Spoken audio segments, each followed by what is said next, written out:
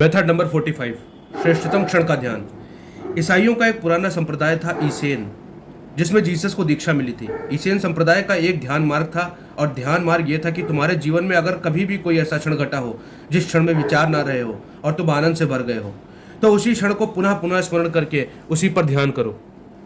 वो क्षण कोई भी रहा हो, उसी को बार बार स्मरण करके उस पर ध्यान करो, क्योंकि उस क्षण में तुम अपनी श्रेष्ठतम ऊंचाई पर थे। जहां तक तुम अब जा सके हो, उसी को खोदो, उसी जगह मेहनत करो। सभी के जीवन में ऐसा कोई क्षण है, उसी की आशा में आदमी जिए चला जाता है कि शायद वो क्षण फिर आए। इसी भरोसे में जिए चला जाता है कि शायद वो क्षण और गहरा हो। ऐसा आदमी खोजना कठिन है जिसके जीवन में एक आध ऐसी स्मृति ना हो। कभी कभी तो बहुत क्षुद्र कारणों में वैसी घटना घट जाती है। कभी तुम जा रहे हो, सूरज की किरणें तुम्हारे सिर पर पड़ रही हैं, अचानक तुम पाते हो कि तुम शांत हो, तुमने कुछ किया नहीं है, आकस्मिक तुम उस जगह आ गए हो जहां ट्यूनिंग हो गई। कभी बहुत साधारण सी घटनाओं में कि तुमने अपने बिस्तर पर पड़े हो, सुबह तुम्हारी आंख खुली और अचानक तुम पहचान नहीं पाते कि तुम कौन हो। वो जो आदमी रात सोया था, उपद्रव, परेशानी, चिंता से भरा, वो नहीं है।